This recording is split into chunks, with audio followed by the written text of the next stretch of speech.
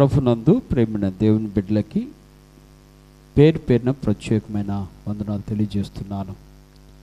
ఈ యొక్క ఉదయకాల సమయంలో దేవుడు మన పట్ల చూపిన తన కృపను బట్టి మనకిచ్చినటువంటి నూతనమైన సంవత్సరాన్ని బట్టి దేవుని యొక్క కృప కాపుదల మనందరికీ దయచేసిన దేవునికి ఒక్కసారి చేతులెత్తి స్తుతులు చెల్లిద్దాం. ఈ యొక్క ఉదయకాల సమయంలో మీ అందరికీ మరొకసారి ప్రభు పేరట వందనాలు తెలియజేస్తూ ఒకసారి పరిశుద్ధ గ్రంథంలోకి వెళదాం. అది మొదటిగా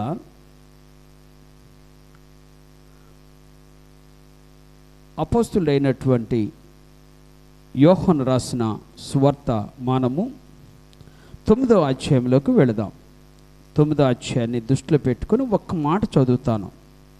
అది మొదటి మాటగా చదువుతున్నాను, జాగ్రత్తగా ఆలోచించేద్దాం. ఆయన మార్గమును పోవచుండగా పుట్టుగ్రుడ్డి అయిన ఒక మనుష్యుడు కనబడెను. చాలు, పుట్టిగ్రుడ్డి అయిన ఒక మనుష్యుడు కనబడెను.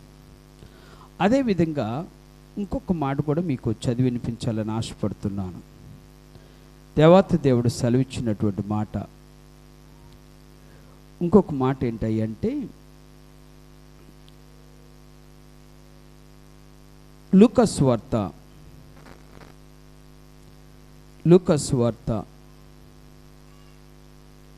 6వ అధ్యాయము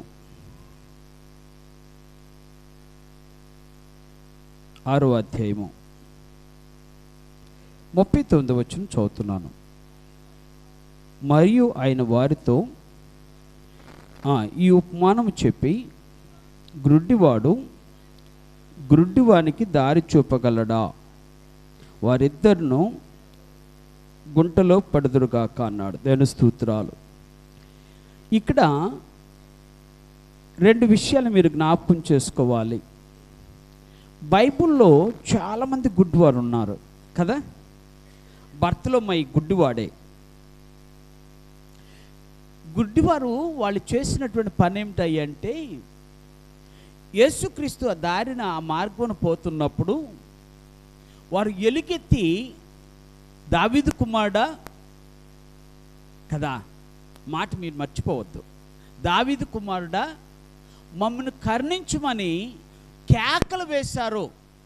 ఇంకొక మాట అక్కడ ఏమంటాడంటే, శిష్యులు అన్నారట, ఆగండయ్యా, ఆగవయ్యా, నువ్వెందుకు అట్లా అరుస్తున్నావు, ఆగు అన్నారట.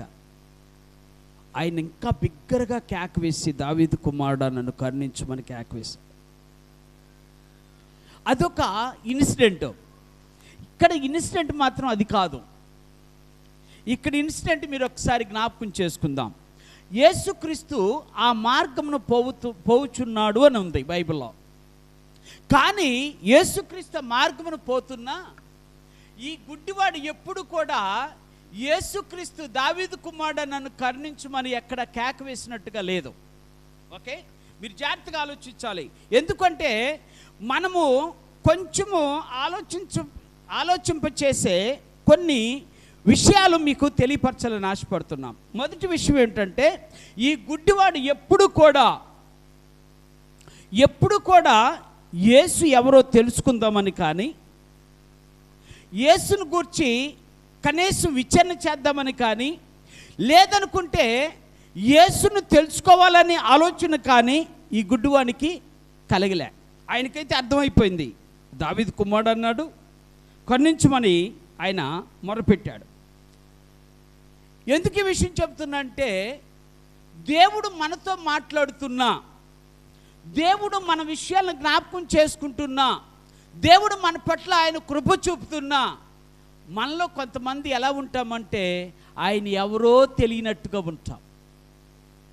కాదంటారా? ఆయన ఒకవేళ ఎవరో తెలిసినా కూడా కనీసం ఆయనకి ఇవ్వవలసినటువంటి ఆ మర్యాద కూడా ఇవ్వనటువంటి పరిస్థితుల్లో ఉంటున్నాం. అందుకని ఈ యొక్క ఉదయకాల సమయంలో ఆ గుడ్డివాడు ఆయన దేవుణ్ణి తెలుసుకోవాలని కానీ దేవుని సన్నిధిలో గడపాలని కానీ, దేవునికి ప్రార్థన చేయాలని కానీ, దేవుని ఎదుట మొరపెట్టాలనే ఆలోచన కూడా ఉందా? మార్గాన్ని వెళ్తే వెళ్ళని, నాకెందుకు? ఆయన శిష్యులతో వెళ్తే వెళ్ళని, నాకెందుకు? ఆయన ఏమన్నా కానీ నాకెందుకు? నాకు అవసరం లేదు అనుకున్నట్టుగానే ఉన్నాడు కదా. ఏం రైట్? జాగ్రత్తగా ఆలోచించండి. అవసరం లేదు అనుకున్నాడు, అడగాల్సిన పని లేదు అనుకున్నాడు. కానీ విచిత్రం ఏమిటయ్యా అంటే, ఇక్కడ మీరు జాగ్రత్తగా ఆలోచించండి, యేసుక్రీస్తే స్వయంగా అతని విషయాల్లో తలదూర్చినట్టుగా మనం చూస్తాం. జాగ్రత్తగా ఆలోచించాలి. ఎందుకు? ఆయన గురించి అడగలే, ఆయన గురించి తెలుసుకోవాలా, ఆయన సన్నిధికి రాలా, ఆయన ఎదుట ప్రార్థన చేయలా. అయినప్పటికీ దేవుడే ఏం చేశాడు? ఆయనను దర్శించ వెళ్ళాడు. దేవుని స్తోత్రాలు. ఈరోజున ఎందుకు ఈ విషయం చెప్తున్నా అంటే, దేవుడు నిన్ను దర్శిస్తే నీవు ధన్యుడు అవుతావని చెప్తున్నా. దేవుని స్తోత్రాలు. దేవుని దర్శనం అంటే ఏదో గర్భఫలం గురించి కాదు నేను మాట్లాడాల్సిందే. దేవుడు మన హృదయాలను దర్శిస్తే, దేవుడు మన కుటుంబాలను దర్శిస్తే, దేవుడు మన బిడ్డలను దర్శిస్తే, దేవుడు మనల్ని దర్శిస్తే మనం ఏమవుతాం? ధన్యుడు అవుతాం. ఆ మాట చెప్తాడు ఈ మనిషి. ఎలాగ ధన్యుడు అవుతాడు నేను తర్వాత చెప్తాను. దేవుని సన్నిధిలో గడిపాడు. ఎప్పుడు? దేవుని ఎరిగిన తర్వాత. అంతకుముందు దేవుడి గురించి తెలియదు, ప్రార్థన చేయటం తెలియదు, ప్రభు సన్నిధికి రావటం తెలియదు, ప్రభు సన్నిధిలో మోకరించడం కూడా తెలుసంటారా? తెలియదు. కానీ ఈరోజున దేవుడు మాట్లాడుతున్న మాట ఏంటంటే, అయినప్పటికీ, అలాంటి పరిస్థితులు ఉన్నప్పటికీ దేవుడు నిన్ను దర్శించడానికి ఇష్టపడుతున్నాడన్న మాట నగ్న సత్యమని మీతో తెలియజేస్తున్నాను. దేవుడు మిమ్మల్ని దర్శించాలని ఆశపడుతున్నాడు. అందుకని మీరు కనుక ఈ అధ్యాయం అంతా మీరు కనుక జ్ఞాపకం చేసుకుంటే, దేవుడు మాట్లాడుతున్నటువంటి అనేకమైన విషయాలు ఏంటంటే, మొదటి విషయాన్ని మీరు జ్ఞాపకం చేసుకోండి.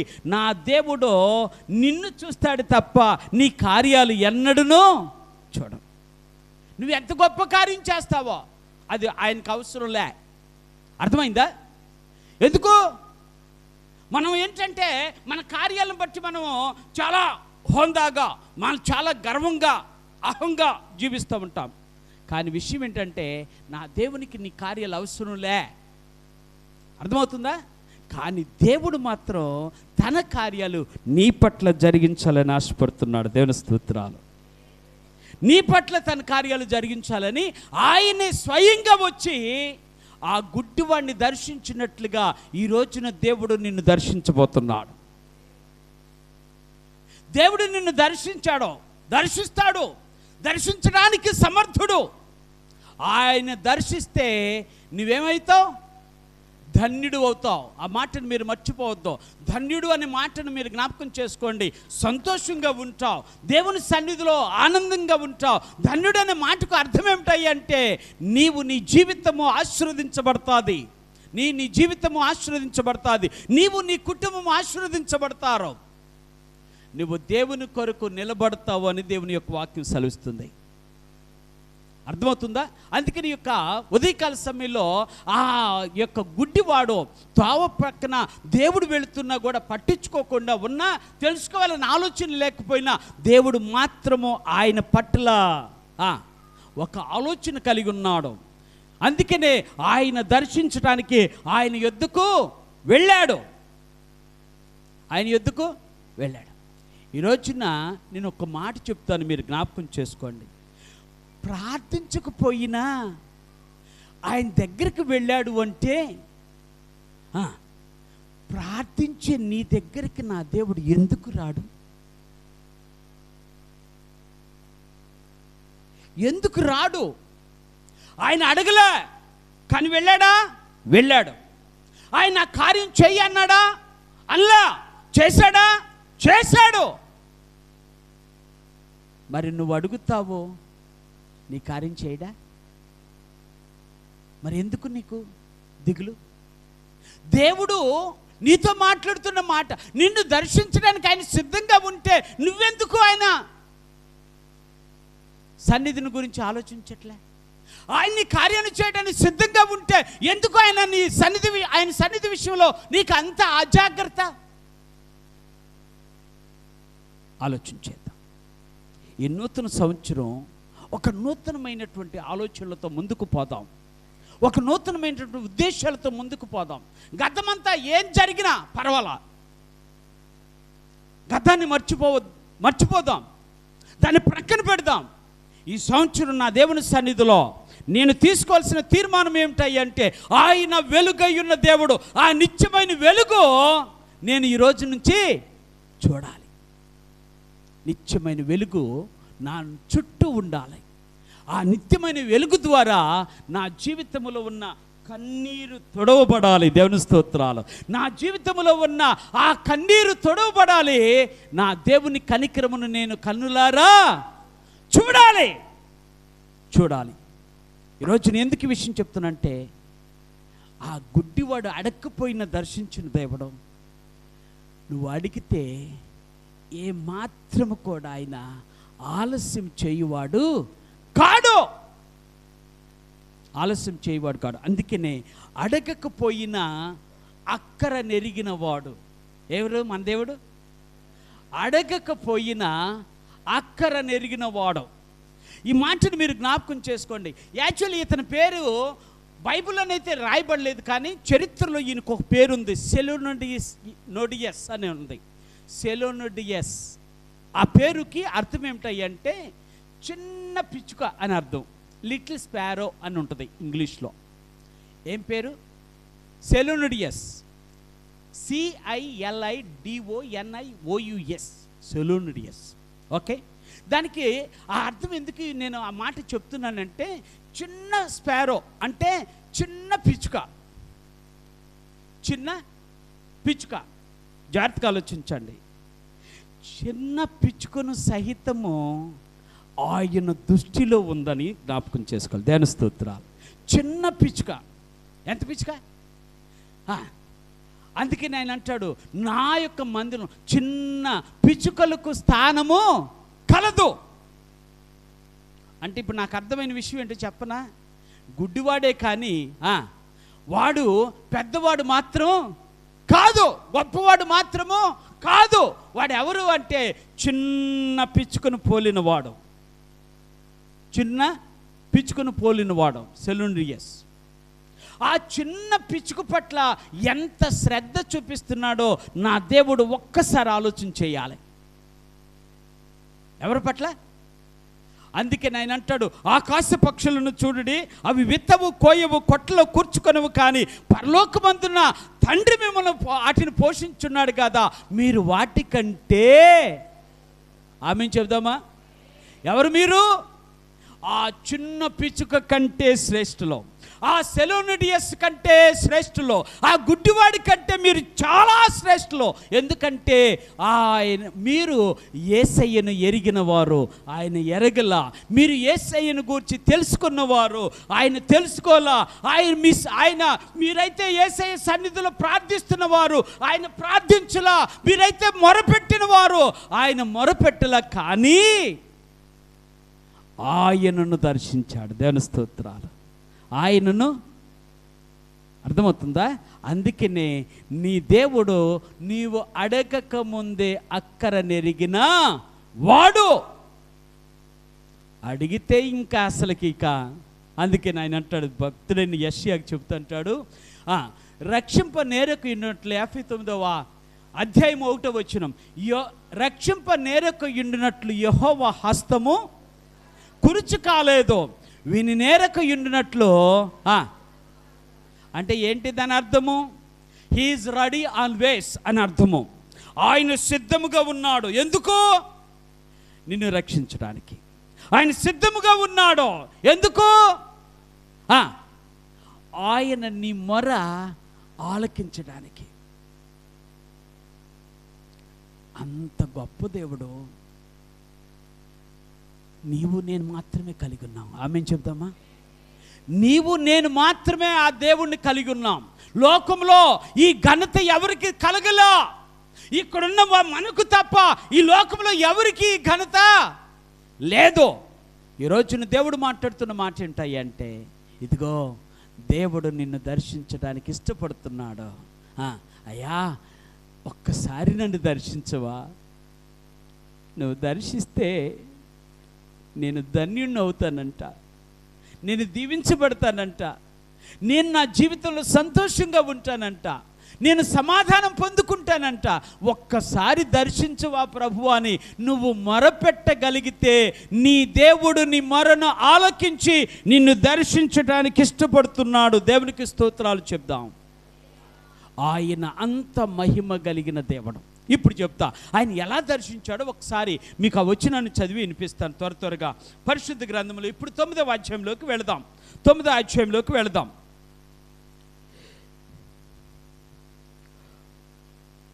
5వ వచనం చదువుతున్నాను. నేను ఈ లోకములో ఉన్నప్పుడు లోకమునకు వెలుగునని చెప్పాడు.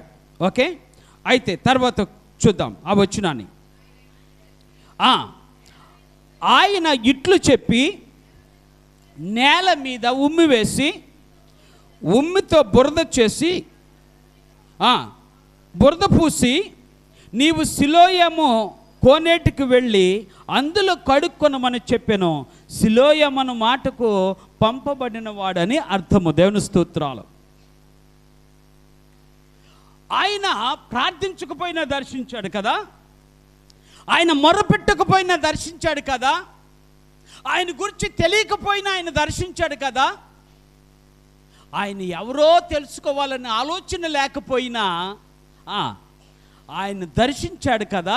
ఇప్పుడు అంటాడు ఆయన నిమిత్తము పనికి పూనుకున్నాడు అని అంటాడు. దేవుని స్తోత్రాలు. ఎవరి నిమిత్తము?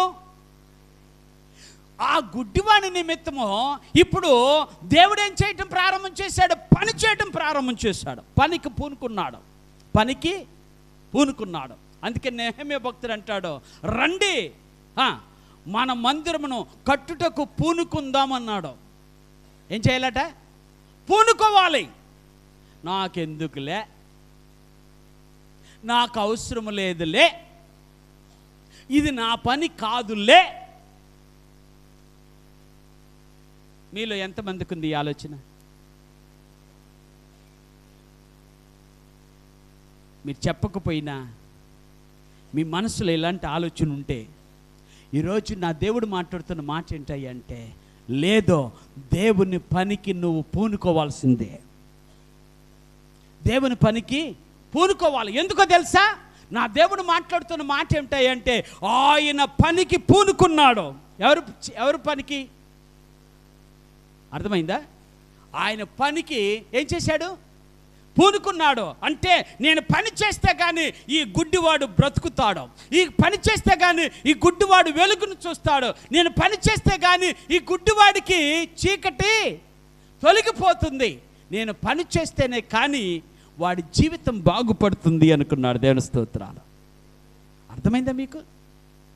ఇప్పుడు పనికి పూనుకున్నాడు. అందుకని అక్కడ చెప్తుంటాడు, పనికి పూనుకున్న ఆ దేవత దేవుడు చెప్తున్నటువంటి మాట ఏమిటంటే, నేను ఎప్పుడు మీ కొరకు పని చేయాలని సిద్ధంగా ఉన్నా.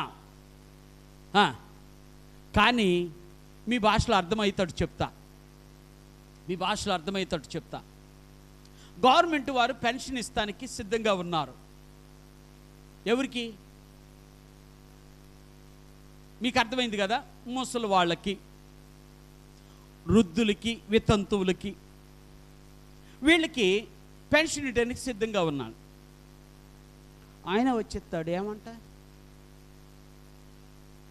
ఇచ్చేవాడు ఇవ్వడా అని నువ్వు ఇంట్లో ఉంటే వస్తుందా? అని ఇప్పుడు నువ్వేం చేయాలి కదా? ఇంత జ్ఞానం ఉంది కానీ దేవుడు పనిని పూనుకున్నప్పుడు దేవా నా పని చెయ్యవా అన్నాడు కదా, దమ్ము మీకు లేదా? చెప్పండి ఒకసారి. నా పని చెయ్యయ్యా, నా పని చెయ్యి. ఆ మనస్సు నీలో ఉంటే,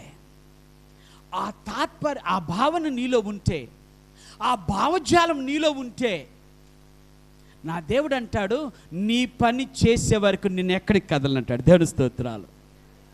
నీ పని అయిన తర్వాత నేను ఎక్కడికైనా వెళ్తా, నీ పని అయిన తర్వాత నా పనికి నేను వెళ్తా, కానీ నీ పని చేయకుండా మాత్రం నేను వెళ్ళను.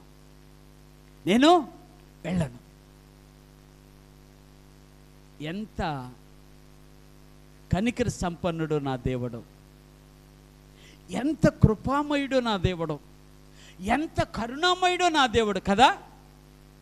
అడగను వాని నిమిత్తము పనికి పూనుకున్న దేవుడు, నువ్వు అడిగితే నీ పనికి పూనుకోడా? చెప్పండి ఒకసారి. పూనుకుంటానన్న వారు ఒక్కసారి చప్పట్లు కొట్టి దేవుని ఆరాధిద్దాం. నా దేవుని సన్నిధిలో చెప్తున్నాను, నేను పూనుకుంటా. నేను దేవుని సన్నిధిలో తీర్మానం చేసుకున్నా, నా దేవుడు ఆయన పని చేయటానికి సిద్ధంగా ఉన్నాడు కాబట్టి నేను కూడా, అయ్యా నా పని మొదటి చేయవా? నేను ఎంతో బాధపడతాను తెలుసా మీకు? ఏ విషయంలో? అయ్యో బిడ్డల పనులు ఆగిపోతున్నాయి, బిడ్డలకి పనులు ఆగిపోతున్నాయి. ఎందుకు ఆగిపోతున్నాయో తెలియట్లా. దేవా ఆ బిడ్డల పనులు చేయని ప్రభు సన్నిధిలో అడుగుతా. ఎందుకు? నా దేవుని దగ్గర మొర పెడితే నా దేవుడు పని ప్రారంభం చేస్తాడు. దేవుని స్తోత్రాలు. దేవుడు పని చేస్తాడు అంతే. ఆయన పడుకునేవాడు కాదు, నీ పని చేయటానికి నా ప్రభు సిద్ధంగా ఉన్నాడు. అందుకనే he's the great army officer అనమాట. ఎవరు? యేసయ్య. ఎప్పుడు యుద్ధం వస్తుందో సైన్యానికి తెలియదు.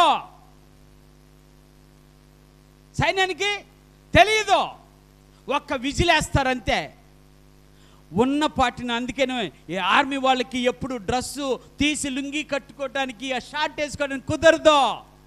They have to wear their dress.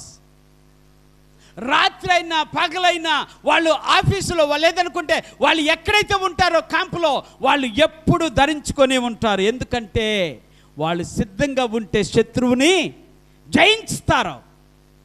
శత్రువుని ఏం చేస్తారు? వాళ్ళు నిద్రపోతుంటే శత్రువే జయిస్తాడు కదా. అర్థమవుతుందా? వాళ్ళు నిద్రపోతే శత్రువే జయిస్తాడు. అందుకనే వాళ్ళు ఎప్పుడు ఎలర్ట్గా ఉంటారు. మరి మనం దేవుని విషయాల్లో ఎలర్ట్గా ఉండకపోతే సాతానుడు మనం ఏం చేస్తాడు? వద్దులే, ఏం పర్వాలేదులే అని అన్నావా, సాతానుడు ఏం చేస్తాడు తెలుసా?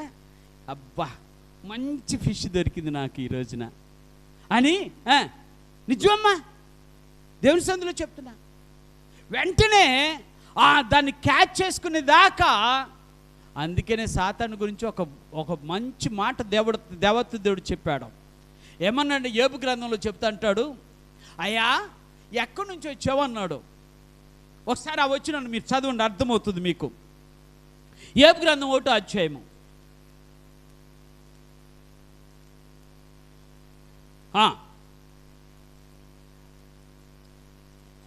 యెహోవా నీవు ఎక్కడి నుండి వచ్చితివని వానిని అడుగగా అపవాది నీ భూమి మీద, చాలు, భూమి మీద అంటే దాని అర్థం ఏంటి తెలుసా? ఎవడు దొరుకుతుడు, ఎవడిని పట్టుకోవాలి.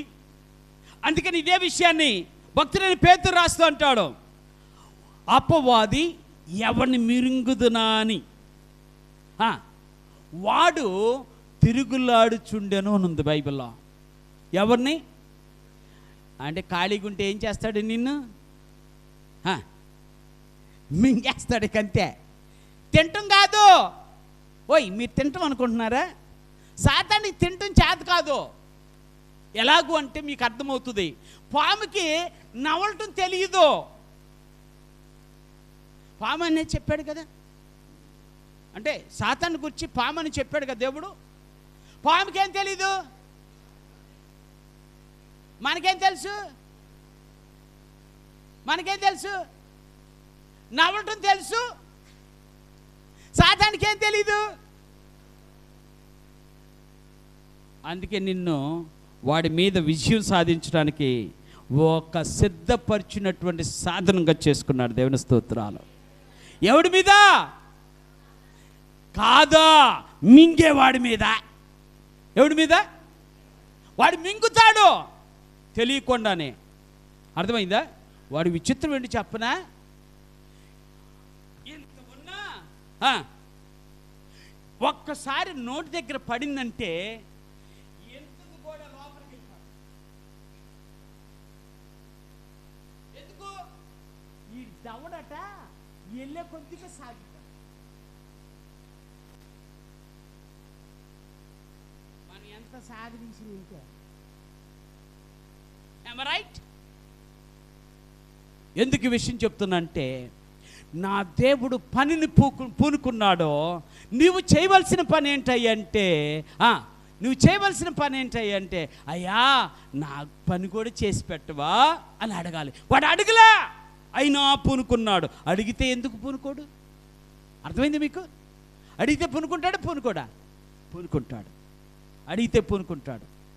అడక్కముందే దర్శించాడు, అడక్కముందే పనిని పూనుకున్నాడు. దావీదు కుమారుడిని కేకేశాడా ఆ భర్తమయ్యలాగా? కేకేశాడా? ఇలా. కానీ ఇప్పుడు ఏం చేస్తున్నాడు? వాడిని చూశాడో, వాడి పరిస్థితి చూశాడో, వాడు ఎలాంటి వాడో చూశాడో, అయినా నాకు అవసరం లేదో, నేను పని చేయటానికి వచ్చాను, పని చేయటానికి వచ్చాడు. దేవుని స్తోత్రాలు. అందుకని ఆయన అంటాడు, పగలున్నప్పుడు ఏం చేయాలి? పని చేయాలి. వెలుగున్నప్పుడు ఏం చేయాలి?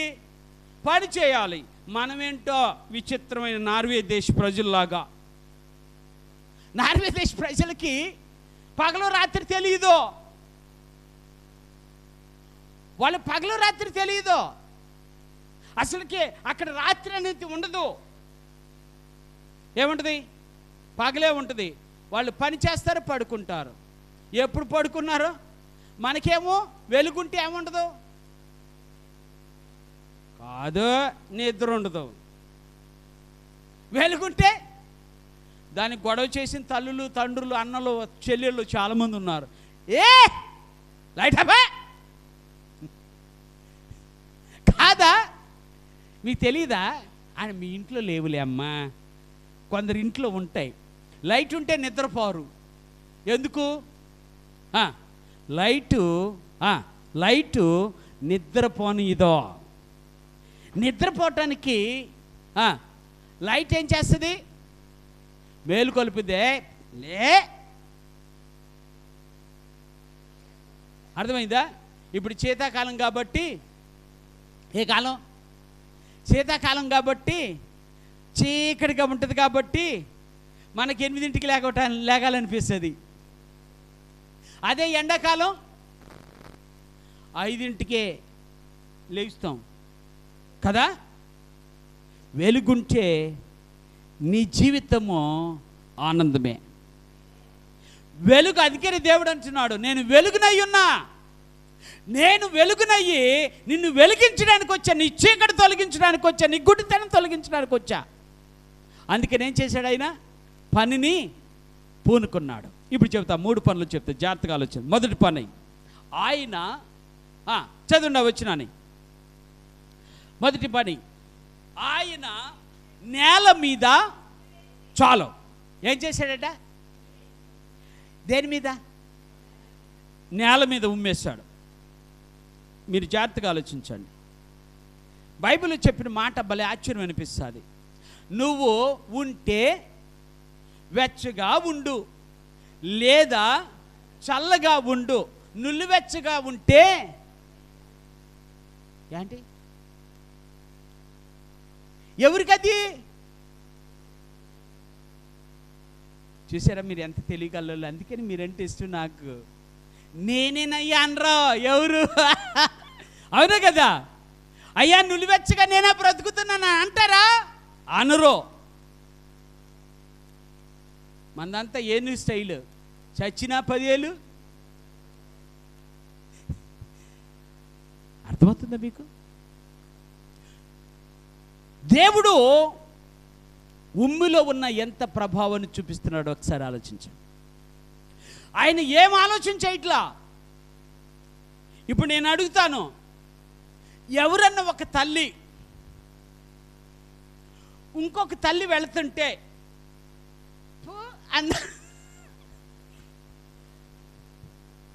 అందంటే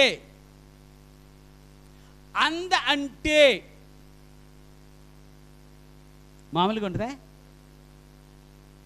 కదా? పాపం ఆమె నువ్వు వచ్చాను రాలే, వచ్చింది కాబట్టి ఊసింది అనుకుంటావా? సస్తే అనుకోలేము.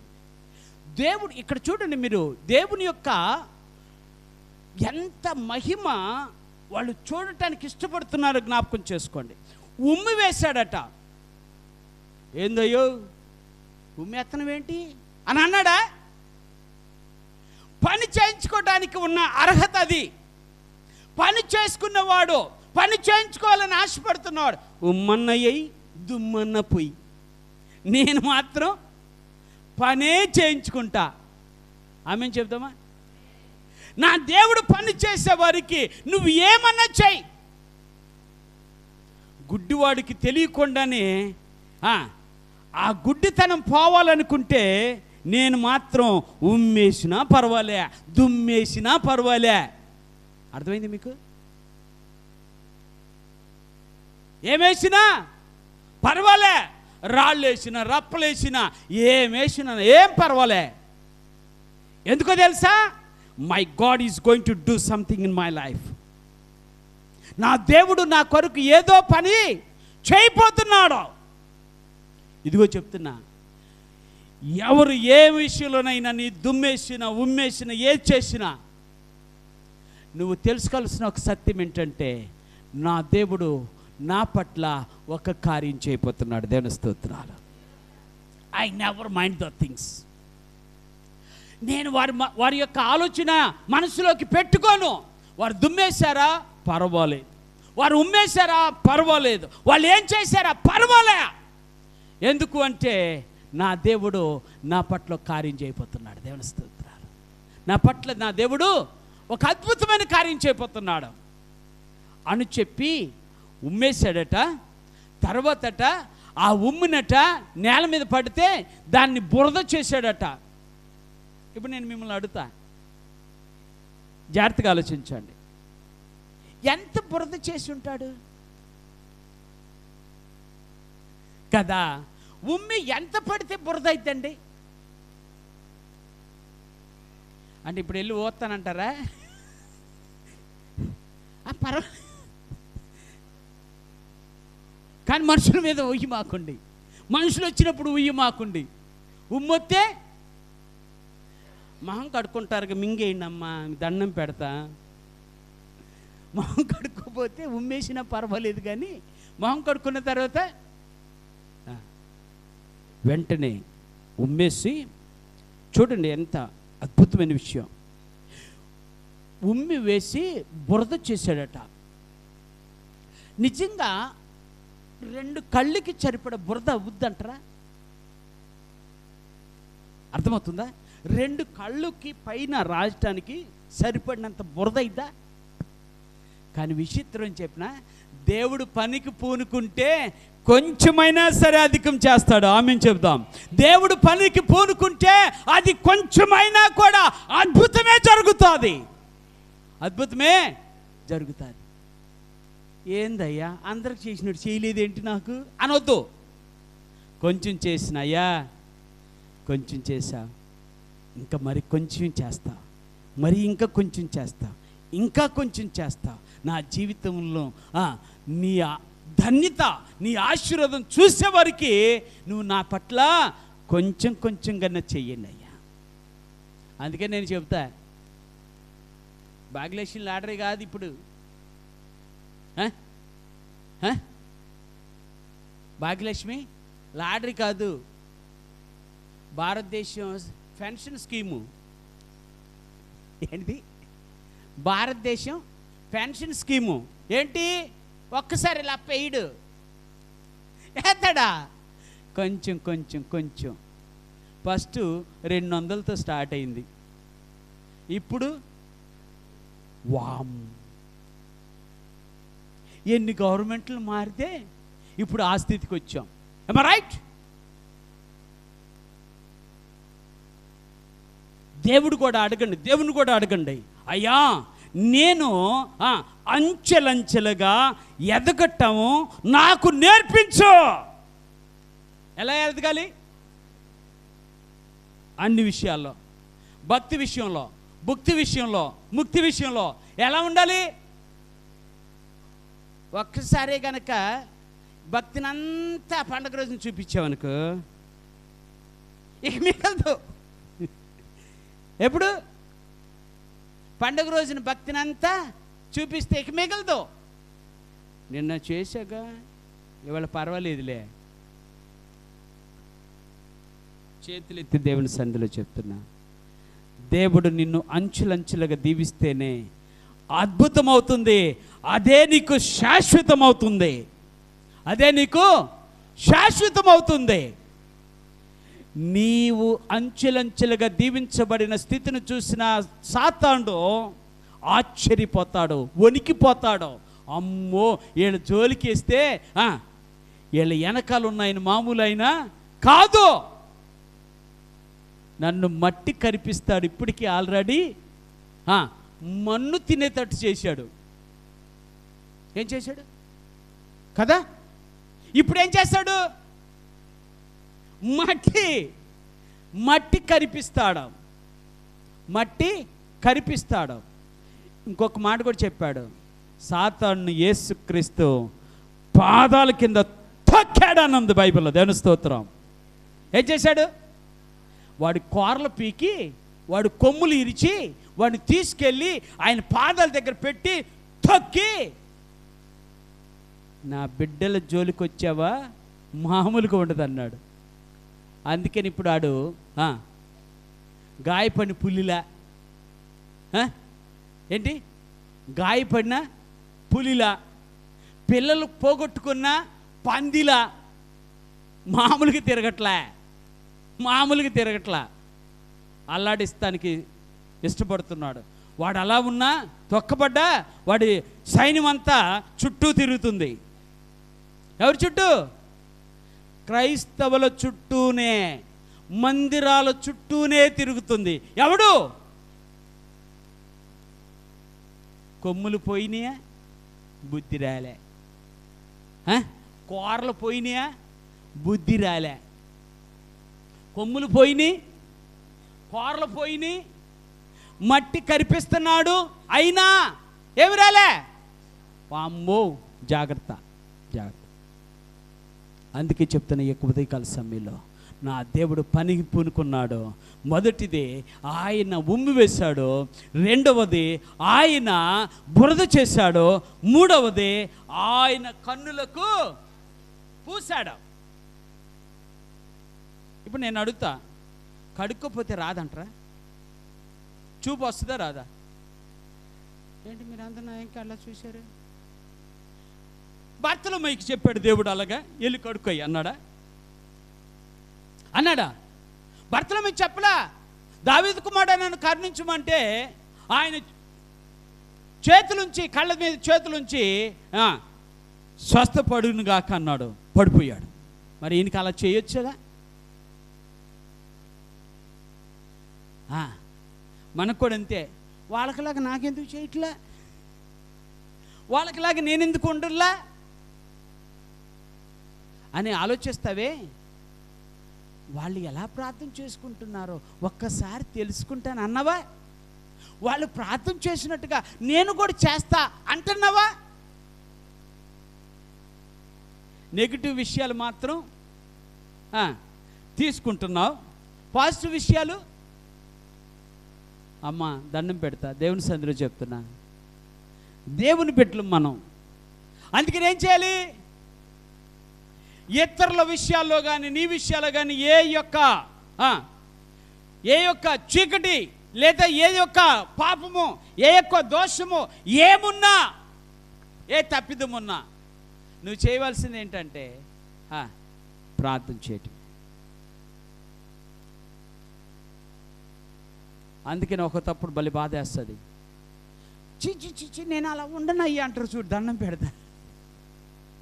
అలా అబ్బెబ్బెబ్బెబ్బెబ్బెబ్బే అంత రోత నేను అస్సలకి నేనైతే చచ్చిపోతే అంతే. ఒట్టిదే, అది నీ దగ్గరికి రాలేదు కాబట్టి నీ ప్రగల్భాలు. అర్థమైందా? నేనే చెప్తా. ఎందుకు ఈ విషయం చెప్తున్నానంటే ఆ ప్రగల్భాలు దేవునికి ఇష్టం లేదు. ఎంతవరకు నా దేవునికి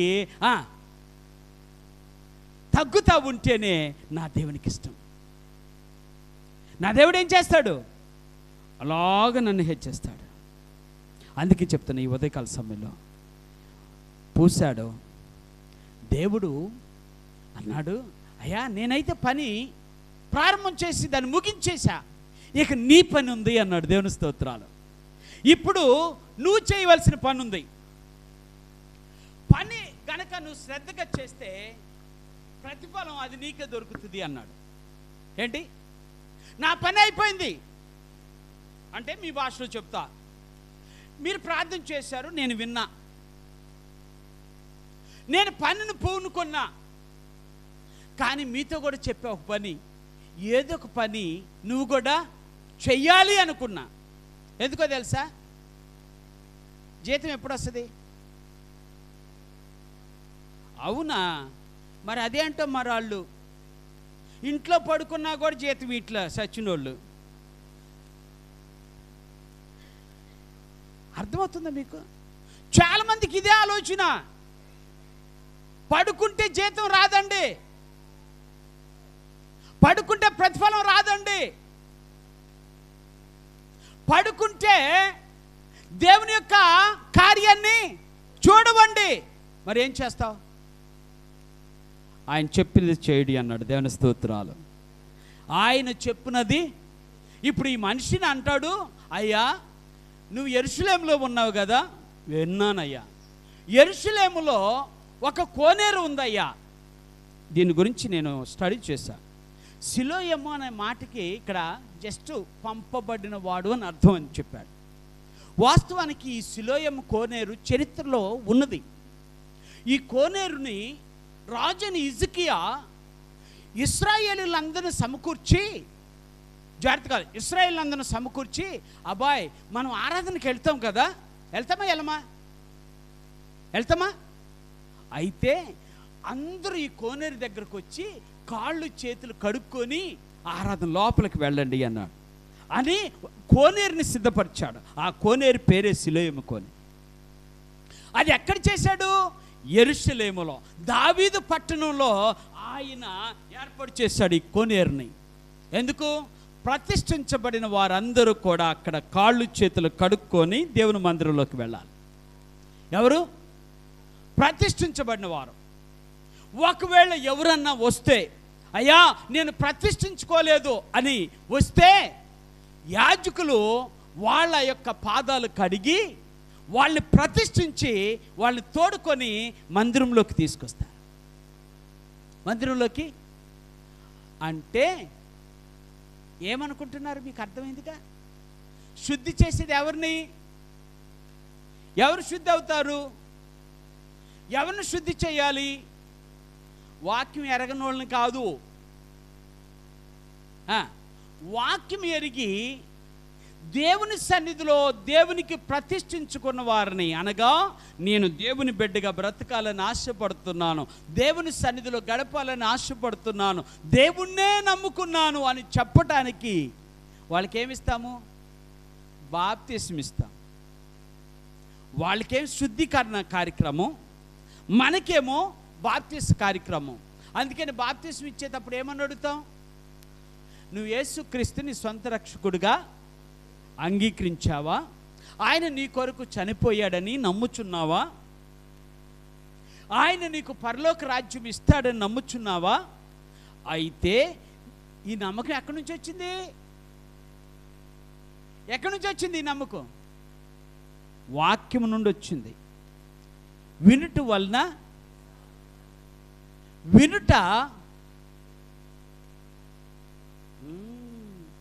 క్రీస్తును గూర్చిన మాట వలన మాత్రమే కలుగును అన్నాడు. ఎవరి గురించి అంటే మన వారధి ఆయనే, మన సారథి ఆయనే. ఆయన లేకపోతే నీ బండి డల్లా, ఆ తర్వాత నీకొచ్చేది నిల్లు, నువ్వు అనుకున్నది ఏమి జరగదు, అప్పుడు కష్టపడతావు. అందుకనే దేవుడు అక్కడ ప్రతిష్ఠిస్తారు కదా, నువ్వు అక్కడికి వెళ్ళు, అక్కడికి వెళ్ళి కడుక్కో, అక్కడికి వెళ్ళి కడుక్కో. ఇప్పుడు నేను ఒక విచిత్రమైన మాట చెప్తా, మీకు అర్థం అవ్వాలి. గుడ్డోడు కదా, దారి ఎవరు చూపారు? అదేంటి దారి ఎవరు చూపారు? దారి చూపలే, దారి తెలియదు. ఎప్పుడైనా యెరూషలేము దేవాలయానికి వెళ్ళాడా? దేవాలయంలో ఎప్పుడైనా ఎవరినైనా చూసి ఉంటాడా? లేదు కదా. ఇప్పుడు చెప్తా, విశ్వాసం ఉంటే అబ్రహాములాగా చేరుకోవలసిన స్థలానికే చేరుకుంటావు. దేవుని స్తోత్రాలు. అబ్రహాం, బైబిల్లో చెప్పిన మాట, అబ్రహాం ఎక్కడికి వెళ్ళినో తెలియదు, కానీ దేవుడు చెప్పిన స్థలమునకు మాత్రమే వెళ్ళాడు. ఎందును బట్టి? విశ్వాసాన్ని బట్టి, విశ్వాసాన్ని బట్టి. అందుకనే దేవుడు అన్నాడు, కడుక్కొని, ఆ మాట చదువుతాను, జాగ్రత్తగా ఆలోచన చదవండి ఒకసారి వచ్చినాని.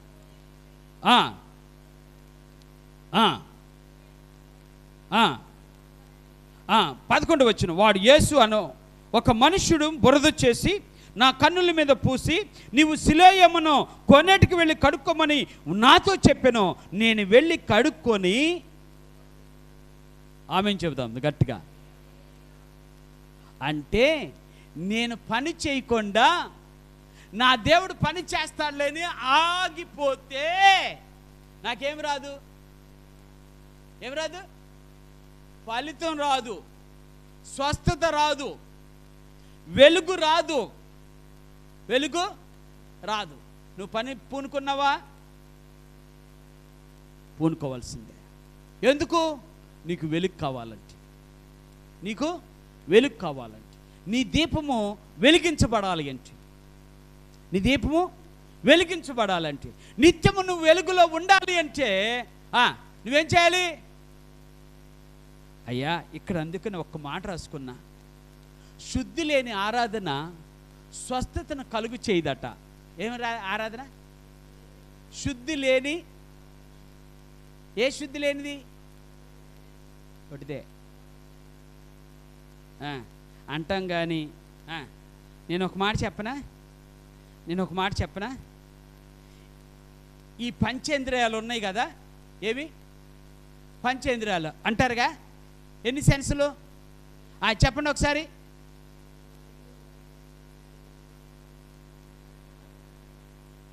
పంచేంద్రియాలు sir, 5 senses, what are they అని అడిగిన, కళ్ళు, చెవులు, ముక్కు, నోరు. అర్థమైందా? వెరీ గుడ్, మంచివాళ్ళు, మీకు బాగా తెలుసు. ఇవి పంచేంద్రియాలు అన్నారు. అందుకని నేను ఎక్కడికన్నా వెళ్ళినా, నాయన చూడాలి, నేను ఎక్కడికన్నా వెళ్ళినా, నేను ఏ ఆఫీస్కి వెళ్ళినా ఆఫీస్లో 3 బొమ్మలు ఉంటాయి.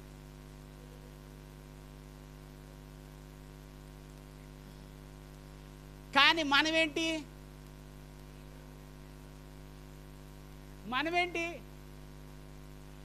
చెప్పాలి? మనమేంటి?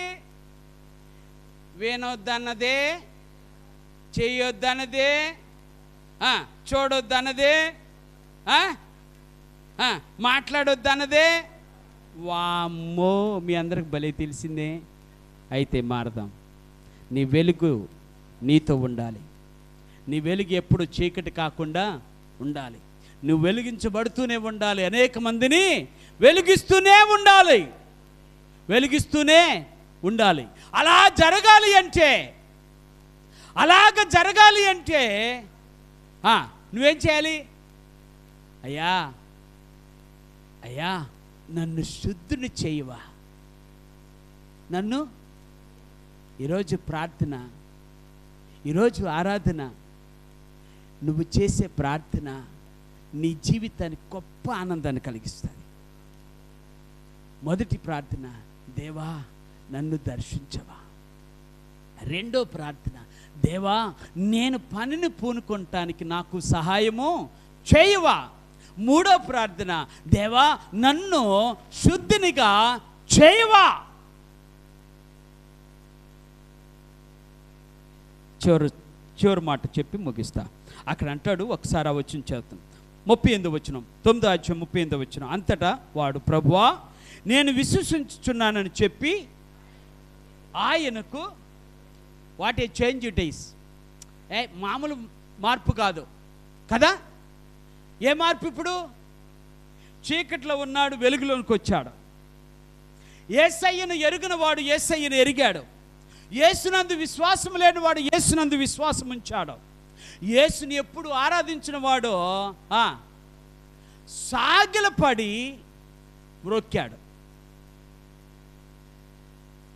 చరిత్ర చదివా, ఇతని చరిత్ర చదివా.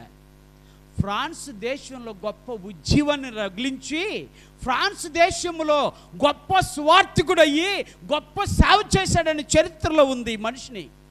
సిలోనిడియస్. ఓకే, మీరు నెట్లో కొట్టుకున్న సరిపోతాయి. ఎక్కడ? ఈరోజు ఫ్రాన్స్ దేశం అది. ఓకే, ఆ దేశంలో వెలిగించాడు.